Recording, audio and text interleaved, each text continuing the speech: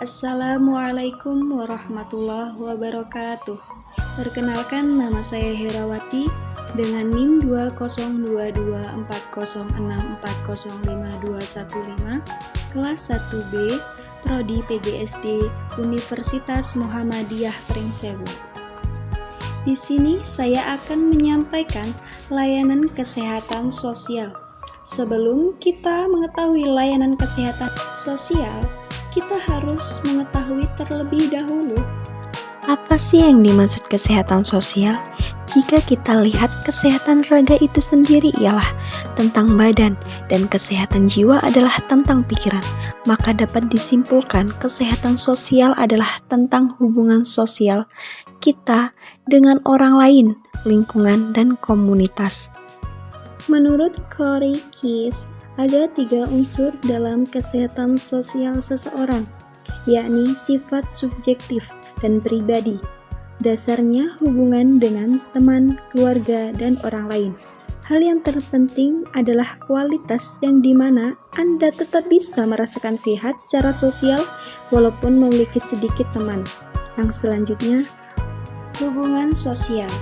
Tidak hanya dilihat antara 2 orang saja, tetapi melibatkan lingkungan yang lebih luas lagi, seperti teman kerja, teman sekolah, maupun tetangga. Selanjutnya, pelayanan sosial atau kesejahteraan sosial. Pelayanan sosial adalah suatu aktivitas yang bertujuan untuk memperbaiki hubungan dengan lingkungan sosialnya. Menurut Undang-Undang Republik Indonesia Nomor 6 Tahun 1974, kesejahteraan sosial adalah suatu tata kehidupan dan penghidupan sosial, material maupun spiritual yang diliputi rasa keselamatan, kesusilaan, dan ketentraman lahir dan batin yang memungkinkan bagi setiap warga negara untuk mengadakan usaha pemenuhan kebutuhan jasmani, rohania, sosial yang sebaik-baiknya bagi diri, keluarga, serta masyarakat. Fungsi pelayanan sosial. Yang pertama, peningkatan kondisi kehidupan masyarakat. Yang kedua, pengembangan sumber-sumber manusiawi. Yang ketiga, orientasi masyarakat terhadap perubahan-perubahan sosial dan penyesuaian sosial, mobilisasi dan penciptaan sumber-sumber masyarakat untuk tujuan pembangunan. Yang keempat, penyediaan dan penyelenggaraan struktur kelembagaan untuk tujuan agar pelayanan-pelayanan yang terorganisasi dapat berfungsi. Tujuan pelayanan kesejahteraan sosial yaitu memperbaiki dan mengembangkan kepribadian dan sistem sosial dari masyarakat. Hal ini pada hakikatnya untuk mengembangkan, memelihara, dan memperkuat sistem kesejahteraan sosial. Pelayanan sosial dalam keluarga. Pelayanan sosial bagi lansia. Jenis pelayanan yang diberikan yang pertama, bantuan makanan atau menyiapkan dan memberikan makanan. Yang kedua, kebutuhan sehari-hari seperti bantuan kesehatan, perawatan, dan lain-lain. Yang ketiga yaitu penyuluhan gizi.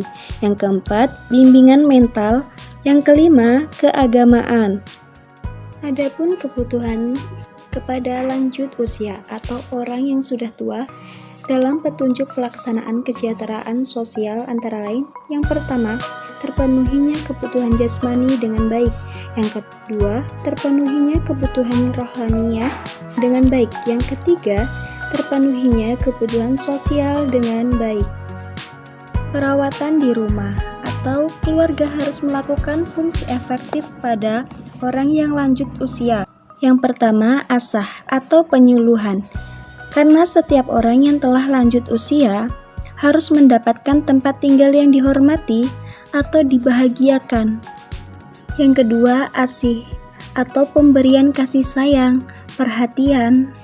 Karena keluarga merupakan wahana pelayanan yang terbaik bagi para lanjut usia untuk menjalani kehidupan hingga akhir hayatnya, sehingga harus diberikan kasih sayang.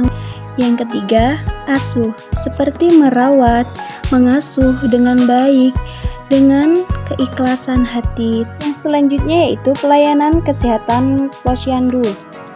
Adapun kegiatan integrasi pelayanan sosial dasar di Posyandu meliputi yang pertama PAUD, BKB, BKR, BKL yang merupakan kegiatan untuk meningkatkan pendidikan, pemantauan perkembangan, dan pembentukan sikap yang positif dan produktif pada setiap tahap siklus kehidupan manusia.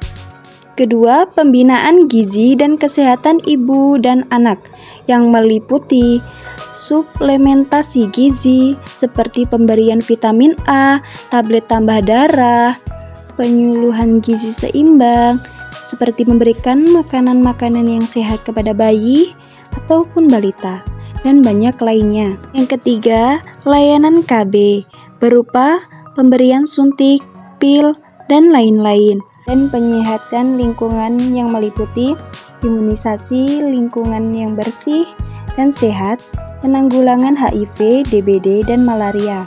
Yang kelima, perilaku hidup bersih dan sehat, meliputi penyeluruhan dan kunjungan rumah, sehingga dapat terpantaunya lingkungan tersebut bersih atau tidak.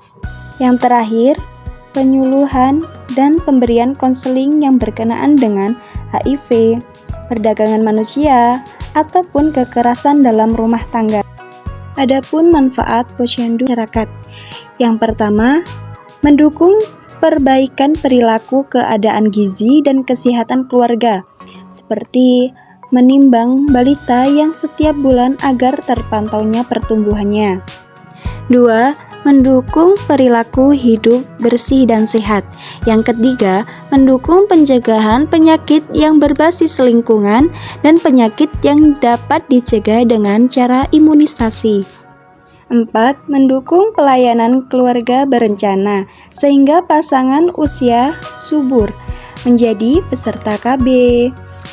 Dan yang kelima, mendukung pemberdayaan keluarga dan masyarakat dalam aneka-ragam pangan melalui pemanfaat pekarangan, seperti menanam tanaman yang bermanfaat bagi masyarakat, bagi orang lain.